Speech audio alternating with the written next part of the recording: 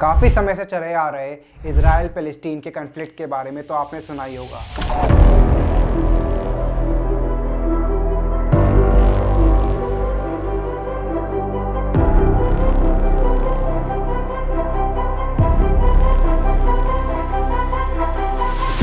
अगर कोई इस कन्फ्लिक्ट में पैलेस्टीनियंस के खुल के सपोर्ट में आया है तो वो है इस्लामिक रिपब्लिक ऑफ ईरान। किसी ज़माने में पर्शिया के नाम से जाने जाने वाला ये मिडिल ईस्टर्न कंट्री एक बार फिर सुर्खियों में तब आता है जब 19 मई 2024 को इसके प्रेसिडेंट इब्राहिम रईसी और कई टॉप ऑफिशियल्स एक हेलीकॉप्टर क्रैश में मारे जाते हैं। इस घटना के बाद सवाल उठने लगे हैं इसके पॉलिटिकल फ्यूचर को लेकर और साथ ही साथ बात होने लगी है इसके पास्ट के बारे में भी। एक ऐसा देश जहां चले आ रहे 2500 ईयर्स के मोनार्की को एक इस्लामिक रेवोल्यूशन ने 1979 में एंड कर दिया। एक ऐसा देश जो आज भी अमेरिका जैसी सुपर पावर की नींद उड़ा देता है। This is the story of Iran and it's dramatic downfall.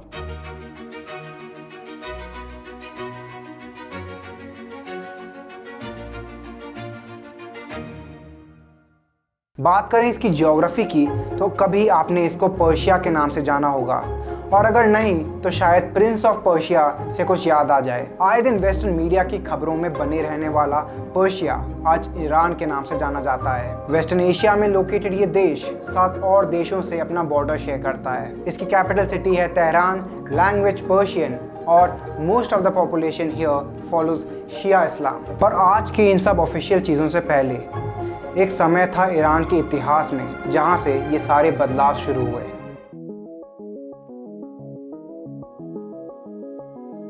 बात बदलाव की है तो कुछ नया शुरू होने के लिए कुछ तो खत्म हुआ होगा। साल था 1979 और ईरान में 2500 ईयर्स से रूल कर रहा था पर्शियन मोनार्क को शाह या फिर शाह मतलब self proclaimed Kings of king कहा जाता था। पर 1979 की क्रांति से पहले हम एक और किस्सा देखते हैं 1941 का, जब मोहम्मद रेजा पहलवी अपने पिता रेजा शाह को सक्सीड करके बनते हैं अगले शाह ऑफ ईरान, वो भी एट द एज ऑफ 21। शायद उन्होंने ये कभी नहीं सोचा होगा कि शाह के टाइटल के अलावा भी उन्हें एक और टाइटल से जाना जाएगा, the last Shah of Iran. Shah Mohammad Reza Pahlavi की कहानी की शुरू तो अच्छी होती है पर ख़त्म उस क्रांति से होती है जो उन्हें देश छोड़ने पे मजबूर कर देती है और ईरान में से मोनार्क रेजिम ख़त्म कर देती है। माना जाता है शाह ईरान को मॉडर्निटी की तरफ ले गए with what he called the white revolution. इस रिफॉर्म का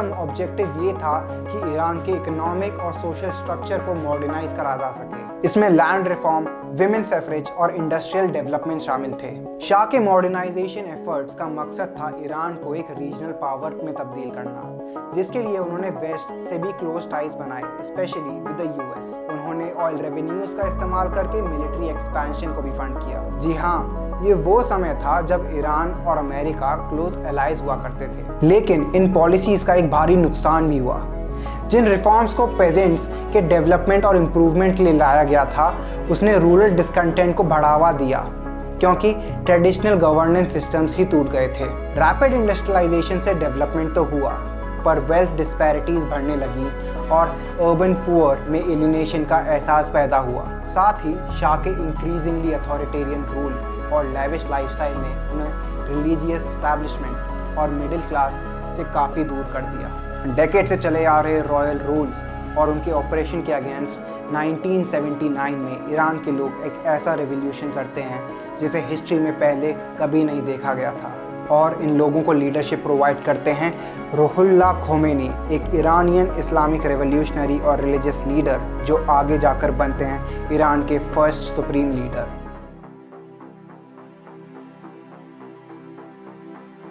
revolution of 1979 imperial state of Iran को बदल देती है एक इस्लामिक रिपब्लिक में। एक नेशनल रेफरेंडम में ज़बरदस्त सपोर्ट मिलने के बाद खोमेनी ईरान को घोषित कर देते हैं एक इस्लामिक रिपब्लिक। ईरान के असेंबली ऑफ एक्सपर्ट्स जो क्लर्जी डोमिनेटेड होते हैं एक रिलीजियस गवर्नमेंट बनाते हैं और सारी पावर्स दी जाती हैं राहबर को।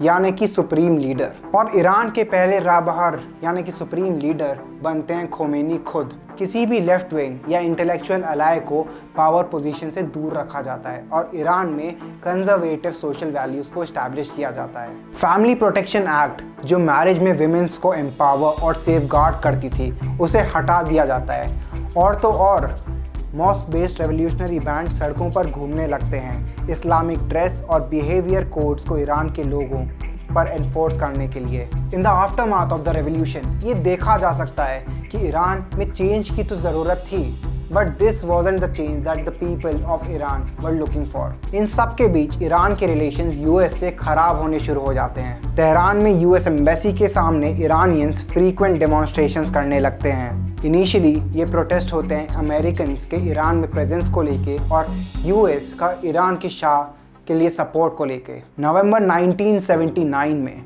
यूएस और ईरान के रिलेशंस के बीच सबसे बड़ा स्ट्रगल शुरू होता है, जब कुछ ईरानियन मिलिटेंट्स तेहरान में यूएस एम्बेसी पर अटैक करके 66 अमेरिकन सिटीजन्स को बंदी बना लेते हैं और 52 को एक से ज़्यादा साल के लिए हॉस्टेज बनाए रखते हैं। और इस क्राइसिस का रीज़न होते हैं ईरान से भागे हुए शाह के कैंसर डायग्नोसिस के बाद अमेरिका ने उन्हें यूएस में ट्रीटमेंट के लिए अलाउ कर दिया, जिससे ईरान के लोगों में काफ़ी गुस्सा बढ़ गया। एम्बेसी टेकओवर और हॉस्टेजेस से अमेरिका को एक बड़ा झटका लगा। यूएस ईरानियन ऑयल खरीदना बंद कर देता है और ईरानी एसेट्स जो यूएस बैंक्स में थे उन्हें फ्रीज कर देता है। और इंटरनेशनल डिप्लोमेसी से भी यूएस पूरा प्रेशर बनाने की कोशिश करता है, पर यूएस प्रेसिडेंट जिमी कार्टर के सारे एफर्ट्स फेल हो जाते हैं हॉस्टेजेस को रिलीज कराने में। इवेंचुअली 1981 में रोनाल्ड रीगन के अमेरिकन प्रेसिडेंट बनने के बाद हॉस्टेजेस को इवेंचुअली रिलीज कर दिया जाता है। ये पूरी क्राइसिस यूएस के मोरल और प्रेस्टीज के लिए एक बड़ा झटका थी।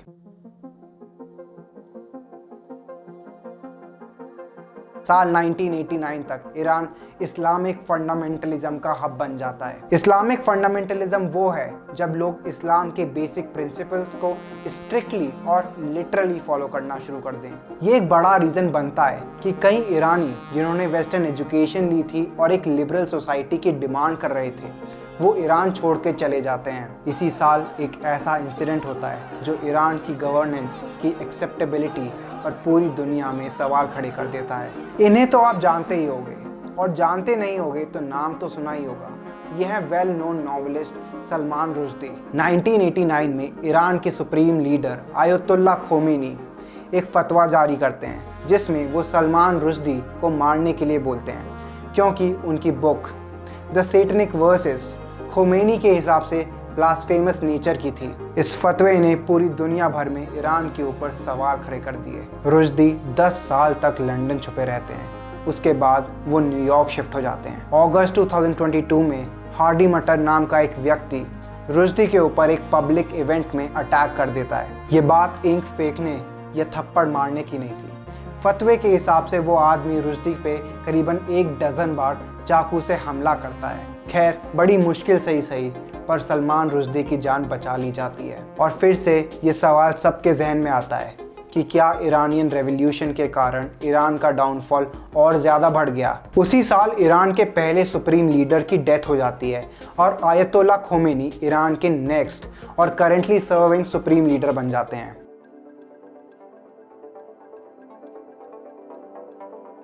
ईरान में कई ऐसे प्रोटेस्ट होते हैं जो वहाँ के रिलीजियस बेस्ड गवर्नेंस और ईरान में मॉरल पुलिसिंग के लिए बनाई गई एक यूनिट गश्त-ए-इरशाद के खिलाफ होते हैं, जिसमें मोस्टली स्टूडेंट्स होते हैं। इन प्रोटेस्ट में से एक है 1999 में हुआ Iranian student protest Iranian police के खिलाफ। ईरानियन स्टूडेंट प्रोटेस्ट तेहरान में एक पीसफुल डेमोन्स्ट्रेशन की तरह शुरू होता है, पर धीरे ही धीरे ये एक वाइड स्प्रेड और वायलेंट प्रोटेस्ट में तब्दील हो जाता है। डेमोन्स्ट्रेशन शुरू होता है जब एक रिफॉर्मिस्ट न्यूज़पेपर सलाम को बंद करवा दिया जाता है। स्टूडेंट्स के पीसफुल डेमोन्स्ट्रेशन के बाद रात में ईरान पुलिस स्टूडेंट्स की डॉर्मेट्रीज पर रेड करती है, जिसमें एक स्टूडेंट की मौत हो जाती है। इस रेड के बाद डेमोन्स्ट्रेशन एक बड़े प्रोटेस्ट में बदल जाता है और इसके बाद लगातार 6 दिनों तक देश के कई हिस्सों में रायट्स होते हैं। ऐसे ही 2022 में डेकेड्स आफ्टर द रेवोल्यूशन एक हिजाब प्रोटेस्ट होता है, जब 22 इयर्स ओल्ड मासा अमीनी, जो कि एक खुर्दिश ईरानियन डिसेंट की गर्ल हैं, उन्हें ईरान की मोरालिटी पुलिस अरेस्ट कर लेती है। वजह, क्योंकि उन्होंने अपना हिजाब सही तरीके से नहीं पहना होता। 3 दिन बाद पुलिस कस्टडी में मासा अमीनी की डेथ हो जाती है, जो एक ब्रॉडर मूवमेंट को जन्म देती है ईरान में मैंडेटरी हिजाब के अगेंस्ट। ईरान में women mostly of young age अपने हेडस्कार्फ्स को एंटी हिजाब प्रोटेस्ट के लिए स्ट्रीट्स पर पब्लिकली जलाने लग जाती हैं। देश भर में कई प्रोटेस्ट और डेमोन्स्ट्रेशंस होते हैं और कई लोग अरेस्ट भी किए जाते हैं। ये प्रोटेस्ट एक बार फिर पूरी दुनिया का ध्यान ईरान की ट्रबल्ड गवर्नेंस पे ले जाती है।